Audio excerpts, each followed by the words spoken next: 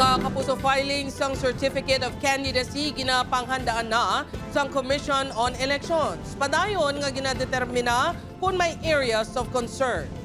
COMELEC ginapatutukan sa kapulisan ang mga lugar nga posible may mga intense political rivalry. Nakatutok, Zen Kilantang Sasa.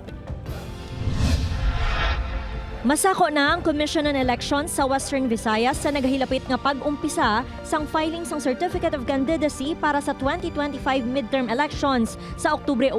Kaangot sini ginsapol na ang mga election officers sa mga kaprobinsyahanan kag mga syudad. Sa Iloilo City kag Iloilo Province, igapahamtang ang venue sang COC filing sa mga mall. Ginapatutukan subong sang COMELEC Iloilo sa kapulisan ang mga lugar nga may intense political rivalry. Apang bangod wala pa sa opisyal nga listahan sa mga kandidato, hindi pa madeterminar kung ano ang areas of concern. Of course, preparing the list of areas of concerns for the coming elections. Will be, of course, discussed further with the PNP, the COMELEC, and our, of course, counterparts in the Philippine Army. Ang Iloilo Police Provincial Office sige-sige ang monitoring sa mga kabanwahanan. May ginpalabot sa IPPO nga impormasyon angot sa armed men nga natalupangdan sa Banwas ng Ahoy. Apang naklaro nga yadto mga security guard. Halos naman ginabantayan naton kahit bala naman naton niya ang eleksyon, no, kung halugan naton posible nga may ara gid sa ginatawag naton nga mga intense political rivalry. Pagatalakayon naman sa Regional Joint Security Control Center ang areas of concern sa tion nga may listahan na ang kapulisan.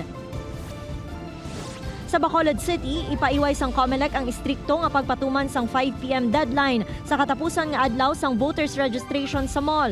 Humaling sa nagpatigayon sang off-site registration, yara sa tag 300 ka mga aplikante ang ginabaton sang COMELEC kada adlaw. Bangod limitado lang man ang makina nga ginagamit, masami nagakadugayan ang mga registrant. Magluwas pa sa kultura sa mga Pinoy ang magpauli-ulihi, kag nagadugok sa ulihi nga adlaw. Ang plano namo ni Papa Updan ko galing sako sa obra, amo na nga nagngita na lang ko pod para nga maka-register day before the deadlines. Of course, we want to accommodate everyone na why paresto or mga na-deactivate natin. But as you can see, no, so far kagapon we registered almost 300 plus, no.